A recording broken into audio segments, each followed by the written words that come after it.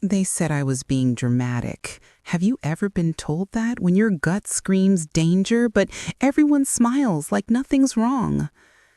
The oxygen mask hissed against my face, a sound I'd grown to hate over these 3 weeks in this sterile, private room. My children stood at the foot of my hospital bed, and something was off. Cordelia's smile stretched too wide. Thaddeus kept glancing at his watch. Persephone wouldn't meet my eyes. "How are you feeling today, Mum?" Cordelia's voice dripped with honey, but her fingers drummed against the metal bed rail. Tap, tap, tap, like she was counting down something. I tried to speak through the mask, but only managed a weak gesture toward the water cup. My 73-year-old body felt like it was wrapped in wet cement, every movement exhausting, every breath a conscious effort. The pneumonia had nearly killed me, they said. Nearly. Thaddeus stepped closer, his expensive suit rustling. Always the businessman, even here. "The doctor says you're improving." The pause before improving made my skin crawl. Why did he sound disappointed? Persephone finally looked at me, and I saw something that made my blood freeze. Calculation. Like she was measuring something in her head. "We've been talking to the staff about your comfort, making sure you have everything you need." Everything I need?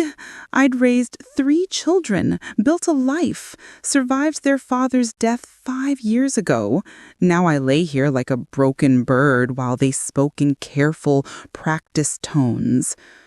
The nurse, a kind woman named Eulalia, bustled in to check my IV. "Your children are so devoted," she whispered to me. "Here every day, asking about your care, your prognosis." Prognosis, such a clinical word for how long until she dies. After Eulalia left, my children huddled near the window. I closed my eyes, pretending to doze, and listened. "When she's gone, it's all ours." Thaddeus's voice, barely a whisper. Cordelia's sharp intake of breath. "Shh, not here." The lawyers said, "I said not here, Thaddeus." My heart hammered against my ribs. "When she's gone. Not if, when." I opened my eyes a crack. Persephone was staring directly at me, studying my face like she was looking for signs of, what, weakness? How much time she had left to wait. They thought I was unconscious. They wanted me unconscious. "Mum?" Cordelia leaned over me, her perfume cloying and thick. "We're going to step out for coffee. Rest well." Her hand hovered over my oxygen controls for just a second too long, just long enough for me to notice. The room fell silent after they left. Only the hiss of oxygen and the distant beep of machines. I stared at the ceiling tiles, counted them, like I'd done every day since I got here. 42 tiles. 42 days I might have left if my own children... No, that was crazy thinking. Paranoid. Dramatic. But Persephone's eyes, Thaddeus's disappointment at my improvement, Cordelia's fingers on the oxygen control. The door opened again, and Eulalia returned to adjust my mask. "There we go, Mrs. Hawthorne, nice and secure." She patted my hand gently. "Your family loves you so much. They're always asking about your treatment, your equipment." She glanced at the oxygen machine. "They seem very interested in how everything works." After she left, I lay there in the growing darkness, listening to my own breathing through the plastic mask. In, out, in, out.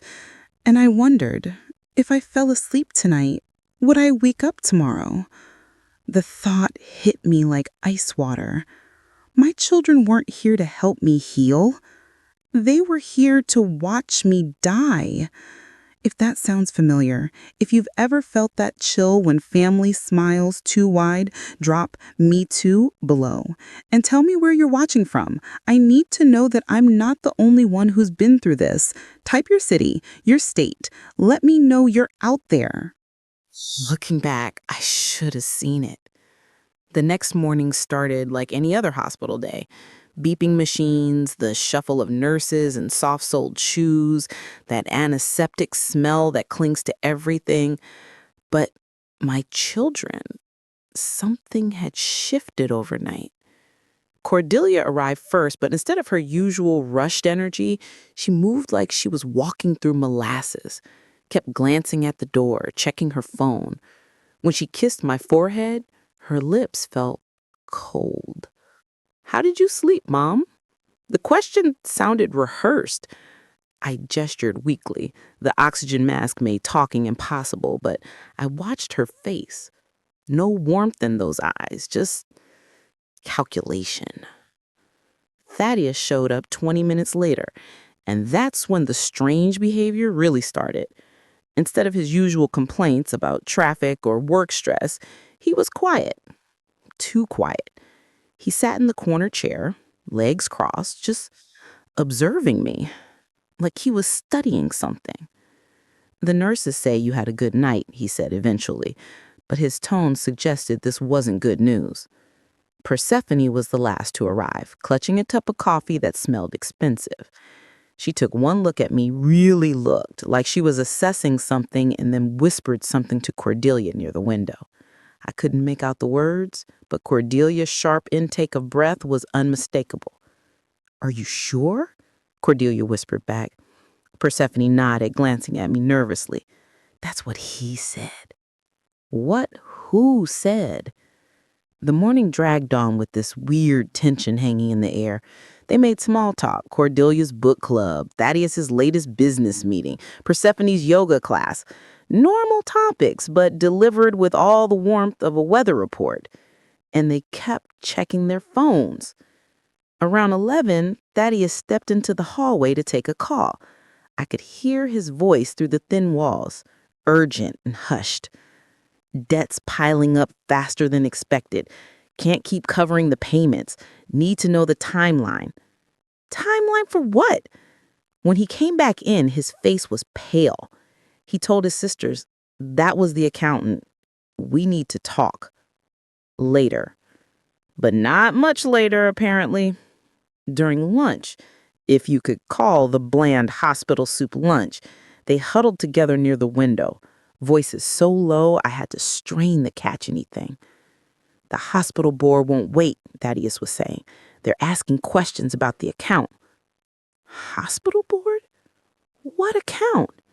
"How much longer do we have?" Persephone asked. Cordelia glanced at me, then back to her siblings. "Depends on her recovery time." Her recovery time. They were talking about me like I was a financial liability instead of their mother. That's when a memory hit me, sharp and sudden. Last Christmas, before I got sick, we'd been sitting around my dining room table, and I'd mentioned wanting to donate more to the children's hospital, maybe set up a scholarship fund. The three of them had gone quiet, really quiet. "Mom," Thaddeus had said carefully, "maybe you should think about preserving your assets for family. You're always giving money away, to staff, to charities. Don't you think we should come first?" Cordelia had been more direct. "All that money you're wasting on other people, someday it could make a real difference for us." At the time, I'd brushed it off as normal family concern about my spending. But now it felt like a warning I had ignored. The afternoon brought more whispered conversations, more nervous glances, more phone calls taken in the hallway. I caught fragments. "The lawyer says the paperwork is almost ready. just need the right circumstances. Timing has to be perfect. Paperwork? What paperwork? By evening, I was exhausted from pretending to sleep while trying to decipher their hushed conversations. But one exchange made my blood freeze. Cordelia was adjusting my blanket, a seemingly caring gesture, when she leaned close to Persephone. The night nurse mentioned something about the oxygen levels, how they have to be monitored constantly. Monitored how? Persephone asked. Apparently, if something went wrong with the settings, Cordelia's voice trailed off meaningfully. Persephone's eyes whitened slightly. I mean, these machines are delicate. Accidents happen. Accidents. My heart pounded so hard I sure they could hear it over the beeping monitors. They weren't just waiting for me to die naturally. They were researching how to make it happen. That night, after they'd gone home with promises to see me tomorrow, I lay in the dark staring at my oxygen machine. The digital display glowed softly, showing levels, pressures, settings I didn't understand. Settings that could be changed. Settings that could cause accidents. On my nightstand sat a plain, unopened envelope that a hospital clerk had delivered earlier. "Mail for you, Mrs. Hawthorne," she'd said. I hadn't even looked at it. Too tired, too focused on my children's strange behavior. But now, in the suffocating darkness, that envelope seemed ominous, like it was waiting for something, or someone. The machines beeped steadily. In, out. In, out. But that wasn't even the worst part. The next morning, my children arrived with performance smiles and Academy Award-worthy concern. Cordelia brought fresh pajamas, silk ones, expensive. Thaddeus carried a basket of gourmet fruits I couldn't even eat through the oxygen mask. Persephone had a stack of magazines and a portable speaker. "We want you to be comfortable, Mom," Cordelia cooed, fluffing my pillows with exaggerated care. "You've been through so much." The kindness felt like sandpaper against my skin. They took turns reading to me, classic novels, poetry, even the newspaper. Such devoted children, right? Except I caught them glancing at each other during the dramatic parts, sharing some private joke I wasn't in on. Thaddeus was reading from Pride and Prejudice when he stumbled over a line about inheritance. The irony wasn't lost on me. "Funny how money changes everything," he said, closing the book. "Don't you think, Mom?" I managed a weak nod, but inside I was screaming. Around noon, they insisted on helping with my lunch. Cordelia carefully spooned broth into my mouth while Persephone held the cub steady. Such tender care. Except Cordelia's hand shook slightly, and she kept watching my throat as I swallowed, like she was calculating something. "There's a good girl. Every drop helps you get stronger." But her eyes said the opposite. That's when Octavius appeared in the doorway, my old office manager, clutching his worn fedora in his gnarled hands. The man who'd worked for me 32 years, who knew me better than my own children. "Mrs. Hawthorne?" he wheezed, his arthritic frame barely managing the walk from the elevator. "I hope you don't mind the visit." My children's faces went rigid. Cordelia's spoon clattered against the bowl. "Oh," said Thaddeus, his voice carefully neutral. "We weren't expecting anyone." Octavius ignored him, settling slowly into the visitor's chair. I brought your favorite chrysanthemums from the office garden. He placed a small potted plant on my nightstand, right next to that unopened envelope. I thought they might cheer you up. He leaned closer, his voice dropping to a whisper only I could hear. Your children have been meeting with lawyers every evening. Fitzgerald and Associates. They looked satisfied when they left yesterday. My blood turned to slush. Lawyers? Every evening? What was that? Persephone stepped closer, her yoga-toned body tense. Just telling her about the flowers, Octavius said pleasantly, but his weathered hand squeezed mine 3 times, our old office signal for emergency. After he left, my children's mask of kindness slipped completely. They barely spoke, just sat there like vultures waiting for roadkill. The afternoon brought more disturbing care. Cordelia offered to adjust my IV drip, claimed the nurse had shown her how. I watched in horror as she fiddled with the controls, her manicured nails clicking against the plastic tubes. There, she said with satisfaction. That should help you rest better.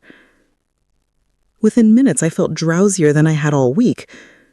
Whatever she'd done was making me fade faster. Thaddeus noticed too. Look how peaceful she looks, he told his sisters. Maybe we should let her sleep.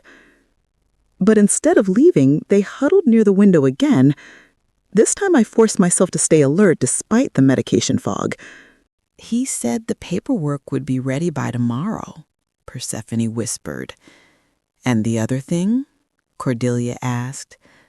Night shift changes at 11. Skeleton crew until 6 a.m. My heart hammered against my ribs. They were timing something for tonight. What about the machines? Thaddeus wanted to know. Simple. A small adjustment to the oxygen flow. It would look like equipment failure. Equipment failure. They weren't just planning to kill me. They were planning to make it look accidental. I lay there, fighting the drowsiness Cordelia had induced, listening to my children plan my murder with the clinical precision of a business meeting. The insurance investigator won't question a mechanical failure, Persephone added. Happens all the time with elderly patients. Elderly patients. Like I was already dead to them. That evening, as visiting hours wound down, they put on their final performance. Kissing my forehead, tucking my blankets, promising to return first thing tomorrow. Sweet dreams, Mom, Cordelia whispered, her hand resting briefly on my oxygen mask. Sleep well. The weight of her touch felt like a threat. After they left, I tried to call for Eulalia, but the medication made everything fuzzy. My voice came out as barely a croak through the mask. When she finally appeared for the evening medication round, I attempted to gesture toward my nightstand, toward the envelope I still hadn't opened, toward the call button that suddenly seemed miles away. Are you uncomfortable, Mrs. Hawthorne? She asked, adjusting my blanket.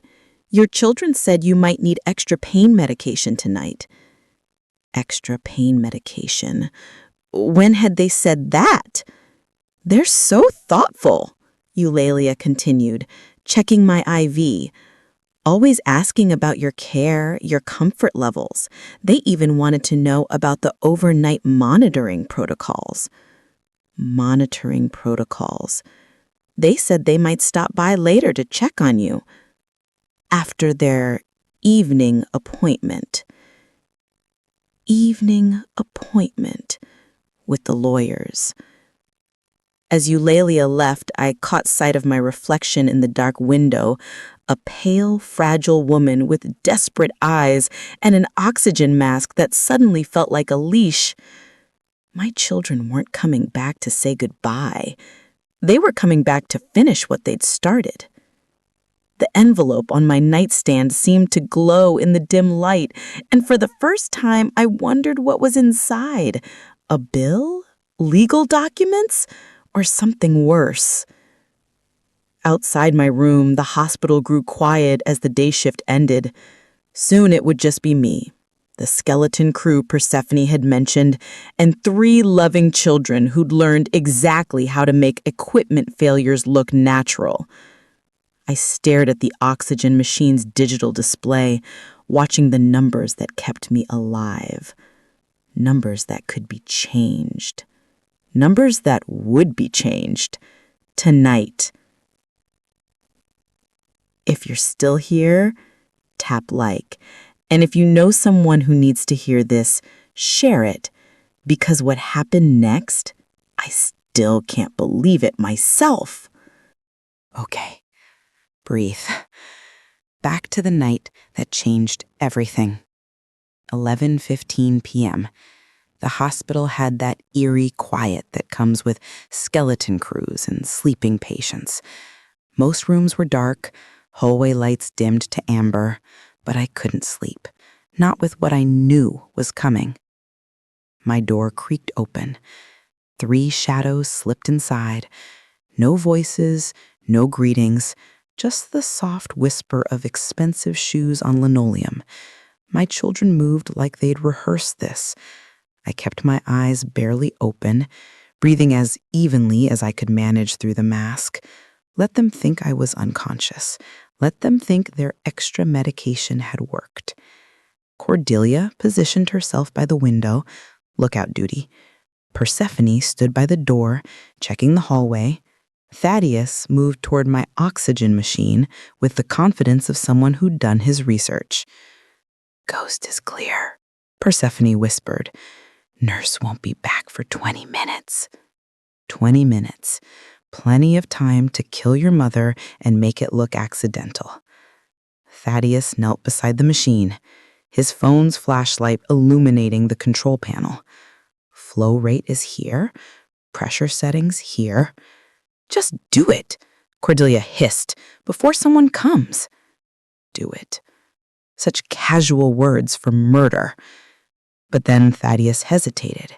His hand hovered over the controls like he was having second thoughts.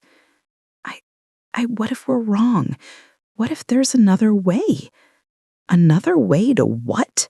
Persephone moved closer. "She's dying anyway, Thad. We're just helping nature along."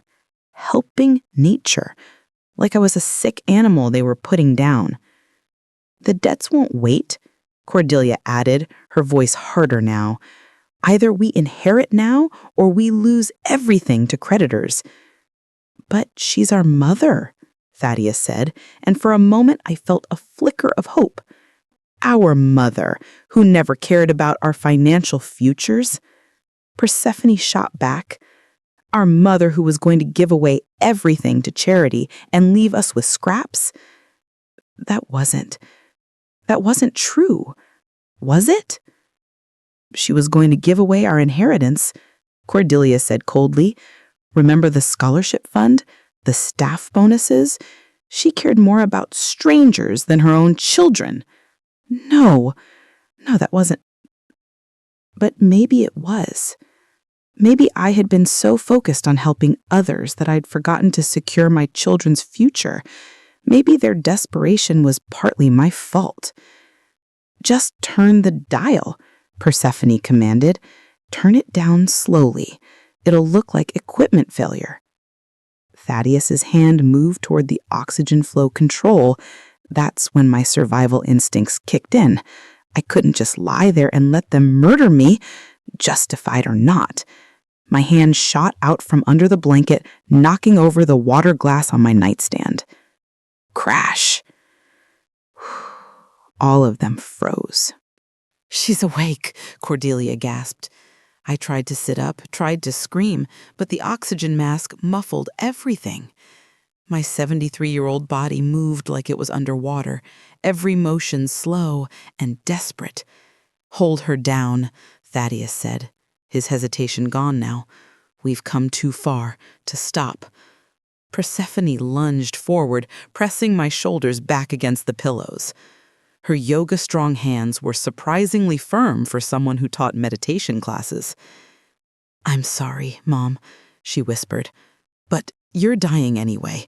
This is just faster. Faster. More convenient for their inheritance timeline." Cordelia moved to help hold me down while Thaddeus reached for the oxygen controls again. My legs thrashed weakly under the hospital blanket, but the medication made everything sluggish. "Hurry," Cordelia urged. "Someone might have heard the glass." That's when the door burst open. "What's going on in here?" Eulalia's voice cut through the darkness like a blade. My children sprang apart like guilty teenagers. Thaddeus's hand jerked away from the machine. Persephone released my shoulders. Cordelia straightened her blouse. "Oh, nurse," Cordelia said, her voice saccharine. "Mom was having a restless night. We were just comforting her." Eulalia's eyes took in the scene, the broken glass, my wide-eyed terror, the way they'd all been positioned around my bed. Her expression hardened. "Visiting hours ended 3 hours ago. You need to leave now." "We were just," Thaddeus started. "Now." Eulalia's voice carried authority that brooked no argument. "Security is already on their way." Security? Had she called them, or was she bluffing? My children exchanged panicked glances. Their perfect murder attempt was falling apart. "We'll be back tomorrow, Mom." Cordelia leaned down to kiss my forehead. Her lips felt like ice. "Sweet dreams." The irony of those words, sweet dreams, when they just tried to give me eternal sleep. After they left, Eulalia cleaned up the broken glass while I lay there shaking, my oxygen mask fogged with rapid, terrified breaths. "Mrs. Hawthorne," she said quietly, "are you all right? What really happened here?" I tried to gesture, tried to communicate the horror of what I just experienced, but who would believe that 3 successful adults had tried to murder their elderly mother for inheritance money? "Your oxygen levels spiked," she noted, checking the machine, "like you were in distress." Distress, such a clinical word for nearly murdered by my own children. "I'm going to stay close tonight," she promised. "Keep an eye on things." But as she dimmed the lights and left me alone, one terrible truth echoed in my mind. They tried once. They would try again. And next time, they might succeed. I wanted to give up, truly, but something in me wouldn't let go. The next morning came with sirens and chaos I hadn't expected. Ambulances in the parking lot, security guards in the hallways, and my children arriving to find a very different scene than they'd left behind. I was alive. Barely, but alive. The oxygen alarm had triggered sometime after their failed attempt. Apparently, my levels had dropped dangerously low during the night. Whether from their tampering or my own terror, I'll never know. But when the emergency team arrived at 4 a.m., they'd found me unconscious, lips blue, barely breathing. "Touch and go for a while there," Dr. Martinez explained to my gathered children. "But she's stable now, stronger than we thought." I watched my children's faces as he spoke. Disappointment. Again. My survival was becoming an inconvenience. How long until she's fully recovered?" Cordelia asked, her voice carefully modulated. "Hard to say. Could be weeks, maybe months." Months. I saw Thaddeus's jaw clench at that word. "And her mental state?" Persephone inquired. "Sometimes trauma can cause, confusion, memory issues." Memory issues? They were already planning their defense if I remembered too much about last night. Dr. Martinez frowned. "Her cognitive function seems fine. Why do you ask?" "Oh, she seemed confused last night. Agitated. We were worried. Agitated. That's what they were calling attempted murder now." I lay there, oxygen mask hissing, pretending to be weaker than I actually was. The medication was wearing off, my mind clearing, but I kept my breathing shallow and my eyes half closed. Let them think I was still fragile. Let them think I didn't remember. Because now I had a different strategy. Observation. As the morning wore on, I listened to them with new clarity.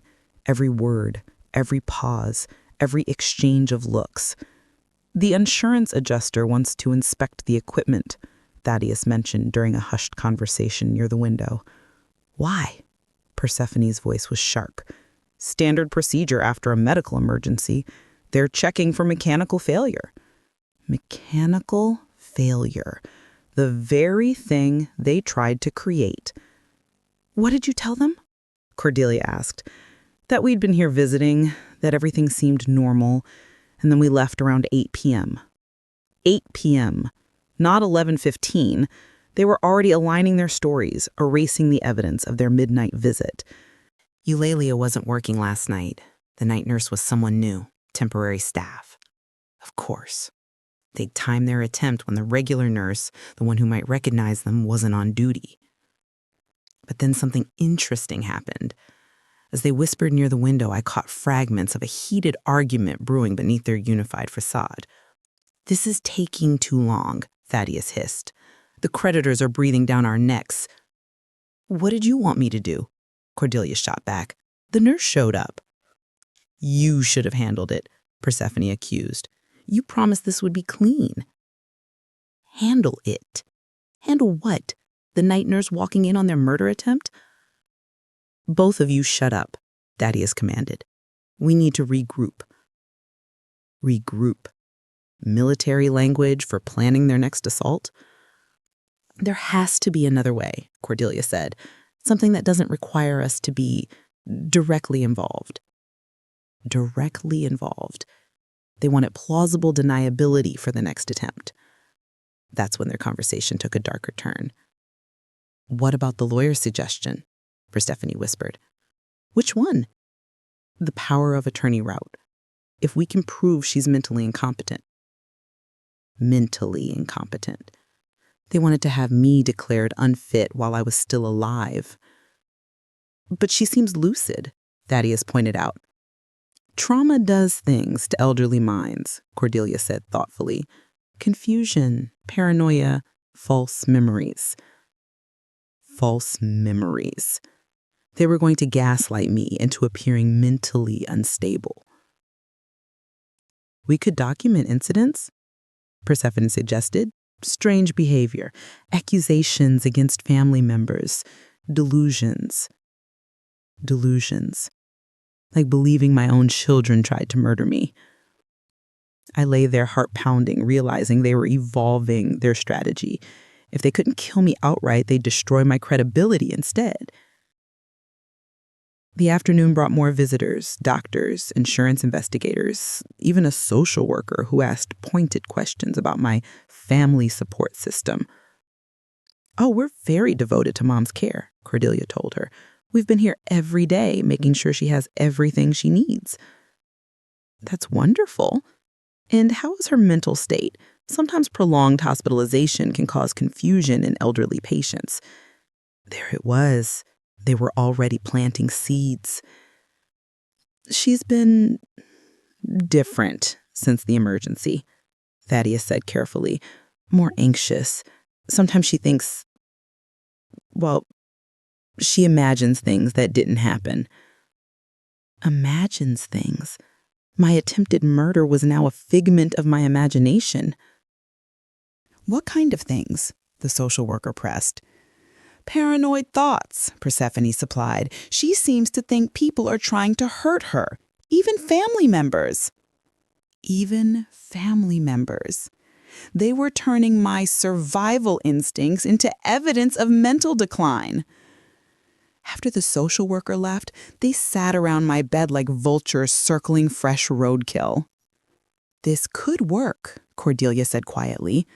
Better than the other way, Thaddeus agreed. Less messy. Less messy than murder. What caring children I'd raised. We just need to be patient, Persephone added. Document everything. Build a case.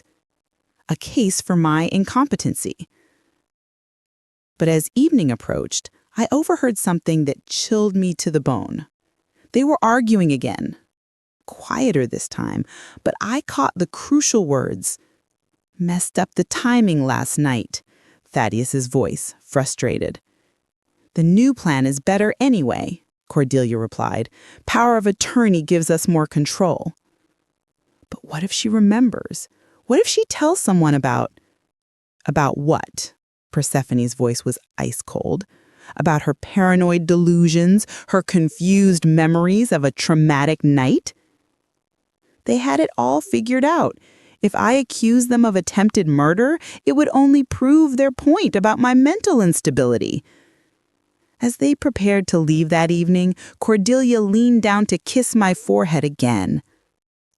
Don't worry, Mom. We're going to take very good care of you. Make sure you get all the help you need. The help I needed, meaning psychiatric care, mental health evaluations, competency hearings. After they left, I lay in the dark staring at that unopened envelope on my nightstand. Whatever was inside, it suddenly felt like it might be important. More important than I'd realized. Because my children thought they were so clever, planning my legal death instead of my physical one. But they'd made one crucial mistake. They underestimated exactly who they were dealing with. There was one thing I'd missed. Dr. Martinez wasn't just any doctor. Over the next 2 days, as my children continued their psychological warfare campaign, I started noticing things about him that didn't add up. The way he lingered after medical rounds, asking careful questions about my family dynamics. The way his eyes narrowed when my children spoke about my confused state. The way he always seemed to be nearby when they were whispering their poison in social workers' ears. Mrs. Hawthorne, he said during one of his evening visits, how are you feeling? Really feeling? Something in his tone made me look at him. Really look. Behind his professional demeanor, I saw something unexpected. Concern. Not medical concern. Personal concern. I gestured weakly toward my nightstand, toward that envelope I still hadn't opened. He followed my gaze, then quietly closed the door. Would you like me to help you with that? He asked softly. I nodded and watched as he carefully lifted the envelope. The one I'd ignored had his handwriting on it. His handwriting. I wasn't sure how to get this to you safely. Your children have been very protective of your correspondence. My hand shook as he placed the envelope in my lap. Through the oxygen mask, I managed a questioning look. Mrs. Hawthorne, Dr. Martinez said carefully, do you remember me? I mean, really remember me? I studied his face, the kind eyes, the graying temples, the small scar near his left ear. Something flickered in my memory, but the medication made everything fuzzy. 40 years ago, he said quietly, you gave a scholarship to a poor kid from East LA, full ride to medical school, room, board, everything. The memory hit me like lightning. Miguel Martinez, the brilliant boy who'd worked 3 jobs to help his family, who dreamed of becoming a doctor but couldn't afford the schooling. I'd funded his entire education through my company's scholarship program. You saved my life, he whispered, and now I'm going to save yours. I opened the envelope with trembling fingers. Inside was a single document that made my world tilt sideways. Hospital ownership papers, Hawthorne Medical Center, my name, my company's name. You don't just own stock in this hospital, Mrs. Hawthorne. You own the hospital. 68% controlling interest has been in your name for 15 years. I owned what? The memories came flooding back. After my husband's death, my financial advisor had suggested diversifying investments. Healthcare was stable, he'd said, profitable. I'd bought into several medical facilities, but this one I had acquired to ensure quality care for my employees, my company's health plan, the worker benefits I'd insisted on. They were all tied to this place. Your children don't know, Dr. Martinez continued. The ownership is held through a series of shell corporations, very private, very discreet. My children didn't know I owned the hospital where they'd tried to kill me. But here's the thing. His voice grew harder. They've been pressuring the board of directors, claiming you're incompetent, trying to get your medical decisions transferred to them. The hospital board, the meetings, the financial pressure. They want to have you declared mentally unfit so they can make medical decisions on your behalf, including, he paused, choosing his words carefully, including end-of-life decisions. End-of-life decisions? They wanted legal authority to pull my plug? But what they don't understand, Dr. Martinez said with a grim smile, is that the board answers to you, not them. You. I stared at the ownership papers, my mind racing despite the oxygen deprivation. All those whispered conversations about the hospital board, about timelines and creditors. They've been meeting with lawyers, I managed to whisper through the mask. Fitzgerald and Associates. Yes, I know. They're trying to expedite a competency hearing. They've already filed preliminary paperwork. Preliminary paperwork? The legal machinery of my destruction was already in motion? Dr. Martinez, they tried to... The oxygen machine? His face darkened. I know. The night nurse reported suspicious activity. That's why I've been staying close. You believe me? Mrs. Hathnorn, I've seen your children's financial records. They're drowning in debt. Your son's business is failing. Your daughters have leveraged everything. They need your inheritance immediately, not years from now. The truth hit me like a physical blow. My children weren't just greedy. They were desperate. How long do we have? I asked. The competency hearing is scheduled for next week. If they succeed... He didn't finish the sentence. If they succeeded, they'd have legal authority over my medical care. They could discontinue treatment, authorize comfort measures only, make me DNR. They could kill me legally. But Dr. Martinez said, leaning closer, there's something else, something they definitely don't know. He pulled out a second document. Yesterday, your children approached me directly, asked me to support their competency petition, said they wanted what was best for mother care. I felt sick. They offered me something in return, he continued. A position on the new hospital board. After you're gone, after they inherit your shares. After I'm gone. They have no idea they were trying to bribe the chief medical officer of a hospital their mother owns. I almost laughed. Almost. If I hadn't been terrified, it would have been hilarious. So what do we do? I whispered. Dr. Martinez smiled. Not the kind smile of a doctor, but the sharp smile of someone who'd grown up fighting and never forgotten how. We call a board meeting, he said. Tomorrow. Emergency session, full disclosure of ownership, full review of the competency petition, and, his smile grew sharper, full disclosure of their attempted bribery of hospital staff. Tomorrow. My children thought they had me cornered, thought they were days away from legal control of my life and death. They had no idea I was about to flip the entire game board. I can't even believe what I found. If you want to see every piece of this unravel, subscribe so you don't miss how it ends. That night, after Dr. Martinez left, I lay in the dark staring at those ownership papers. 15 years I'd owned this place. 15 years I'd ensured quality care for anyone who needed it.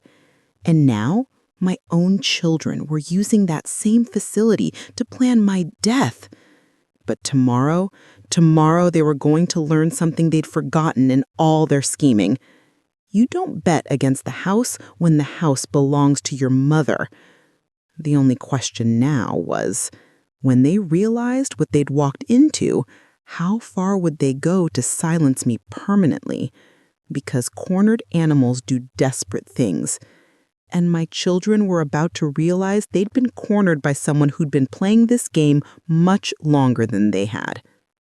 I realized the truth in the worst possible place. The hospital conference room. Sterile white walls, fluorescent lights that buzzed like angry wasps, and a mahogany table that had seen more life and death decisions than most courtrooms. I sat at the head of that table in a wheelchair, oxygen tank beside me, still wearing my hospital gown under a borrowed robe. Dr. Martinez had insisted I be present for this emergency board meeting, though my children had no idea what kind of emergency they were walking into.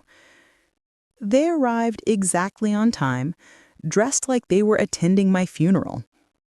Cordelia in black Chanel, Thaddeus in his most expensive suit, Persephone in somber navy. They'd brought their lawyer, a sharp-faced woman who looked like she specialized in elder abuse cases. "Mom?" Cordelia's voice dripped concern as she saw me at the conference table. "What are you doing here? You should be resting." "The doctors insisted she be present," Dr. Martinez said smoothly, "given the nature of today's discussion." My children exchanged glances.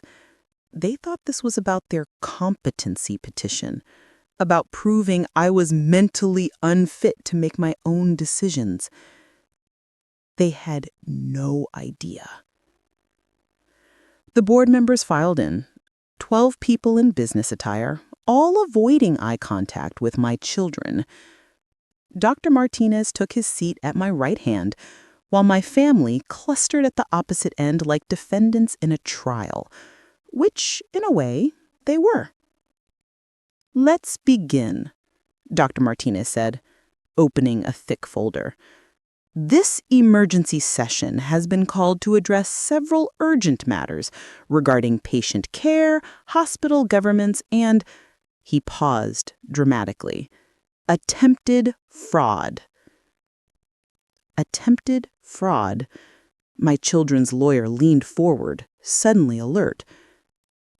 "Dr. Martinez," Thaddeus said carefully, "we're here about our mother's medical situation, her declining mental state. We have documentation."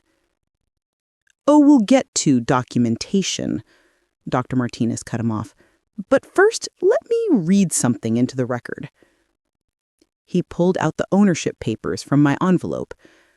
"Hawthorne Medical Center, Incorporated 2008. Controlling interest 68% held by Hawthorne Holdings LLC, which is wholly owned by," he looked directly at my children, "Eleanor Hawthorne." The silence was deafening. Cordelia's face went white.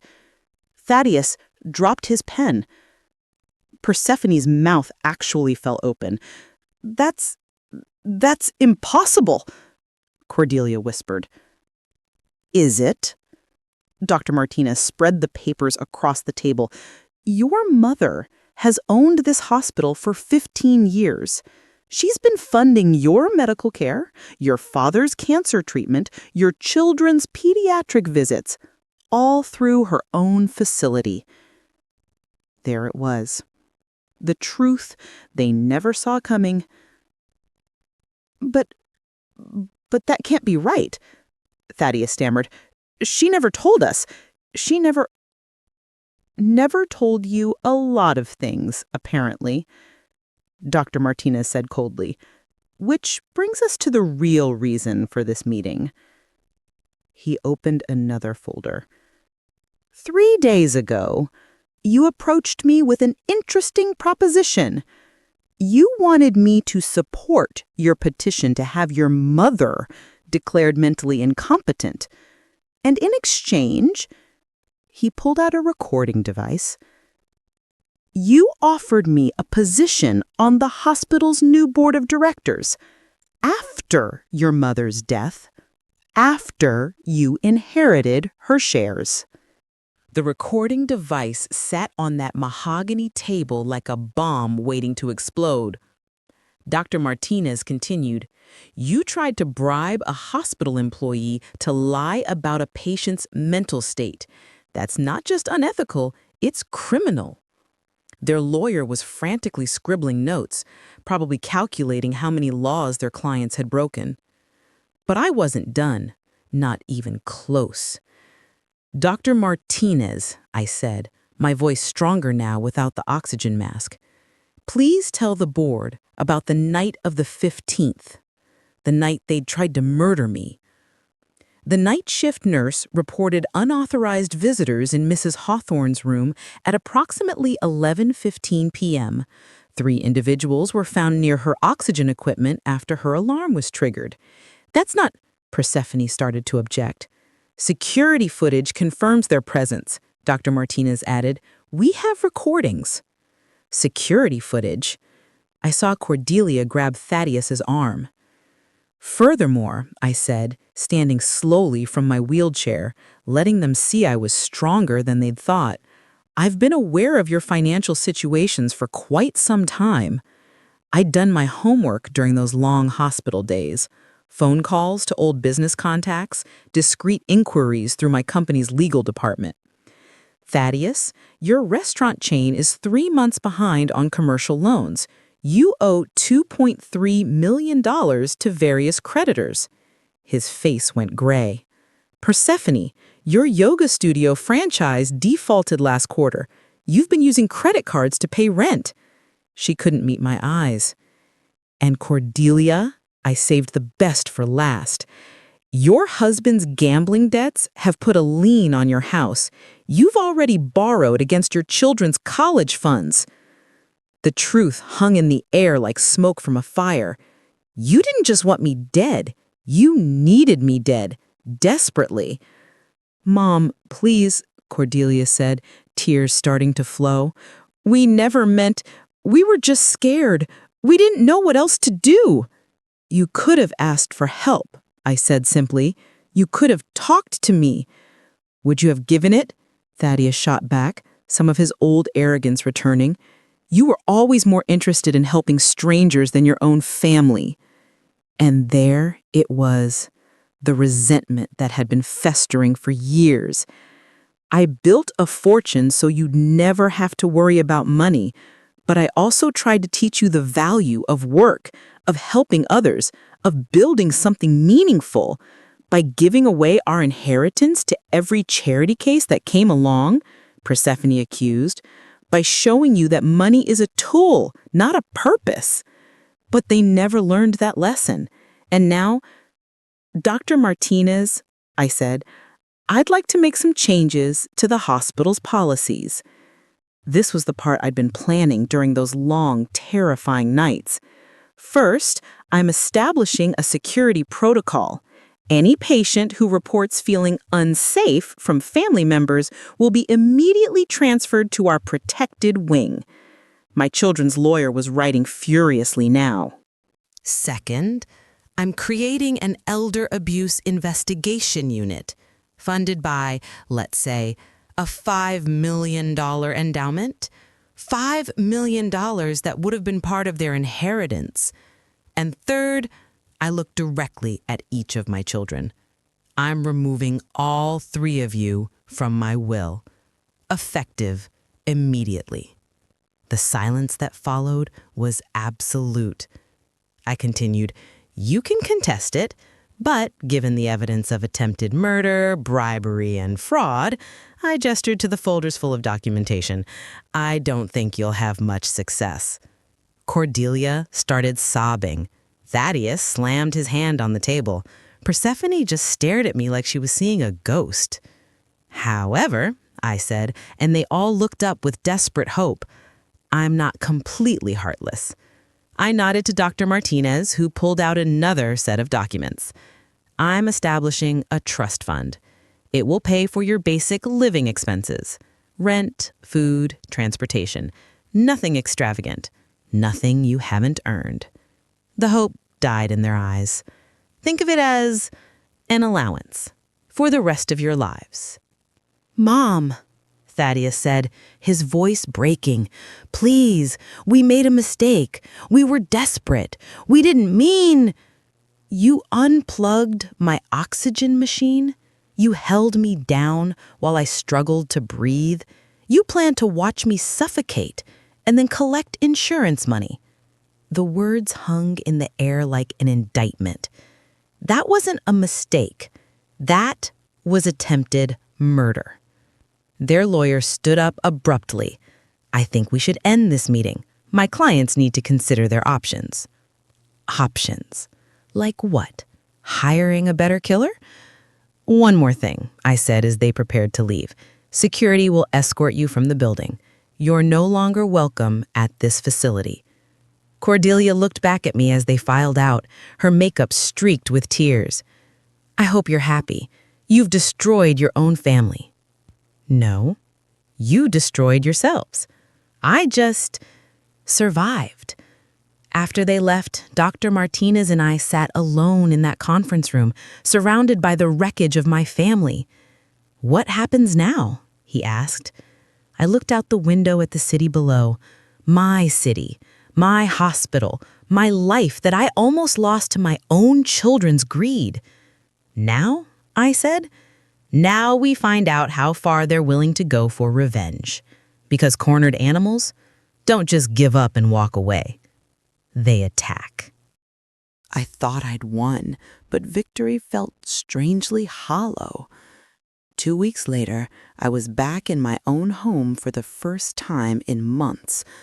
The familiar creak of hardwood floors under my feet, the scent of my grandmother's roses blooming outside the kitchen window, the silence that comes with living alone at 73.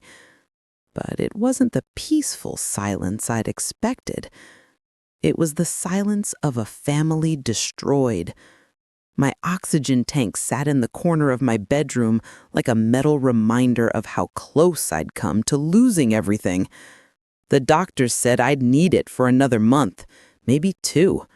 Small price to pay for staying alive, I suppose. The house felt different now. Bigger. Emptier. Every family photo on the mantelpiece seemed to mock me. Holiday gatherings, birthday parties, graduations. All those smiling faces from a time when I believed my children loved me more than money. How naive I'd been. The legal aftermath had been swift and brutal. My lawyer, not Fitzgerald and Associates obviously, had executed the will changes within 48 hours. The trust fund was established with strict parameters, basic living expenses only, no access to principal, and immediate termination if they contested the arrangement or attempted any further contact with me. They chose the money. Of course they had. Octavius visited daily, bless his arthritic soul. He'd shuffle in with groceries, newspapers, and updates on the outside world I wasn't sure I wanted to hear. Cordelia's house went up for sale yesterday, he reported during one afternoon visit. Moving truck came this morning. Moving away. Part of me felt relief. Part of me felt grief. For the daughter I thought I'd raised, who'd never really existed. And Thaddeus, I'd asked, filed for bankruptcy. Restaurants closed. He's working at some corporate place now. Cubicle job. From entrepreneur to employee. The fall must have been devastating for his pride. Persephone? Octavius shook his head sadly. Living with her sister in Phoenix, teaching yoga classes at a community center. Community center. Not the upscale studio she dreamed of expanding into a nationwide franchise. I should have felt vindicated. They'd gotten what they deserved, right? Consequences for trying to murder their own mother? So why did I feel so empty? Mrs. Hawthorne, Octavius said gently, you saved your own life. You protected yourself when no one else would. I know. My voice came out smaller than I'd intended.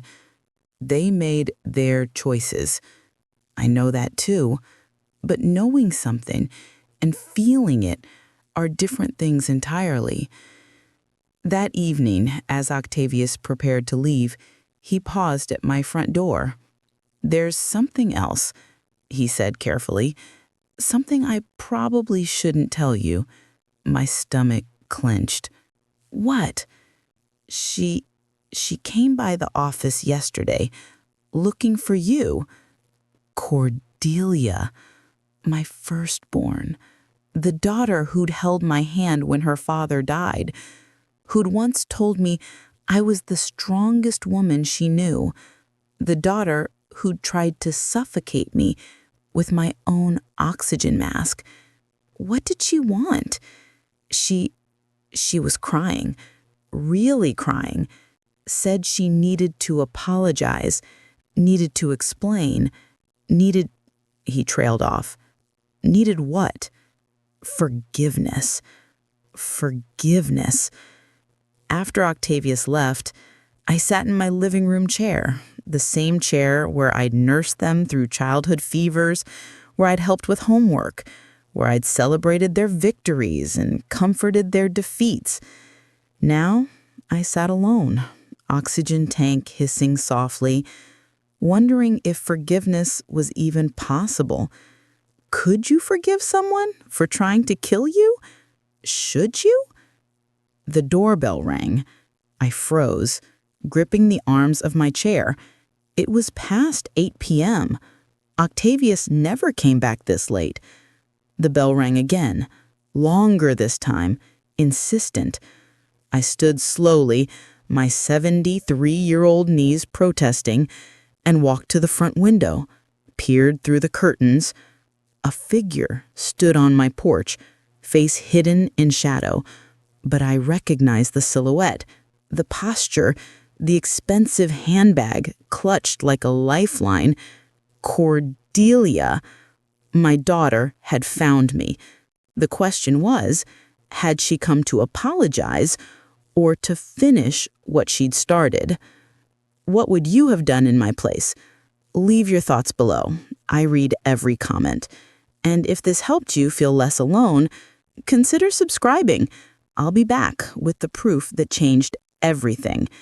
The doorbell rang a third time, and I stood there in my own home, oxygen tank beside me, wondering if opening that door would be an act of forgiveness or an invitation to my own murder. I thought it was over until the letter arrived the next morning.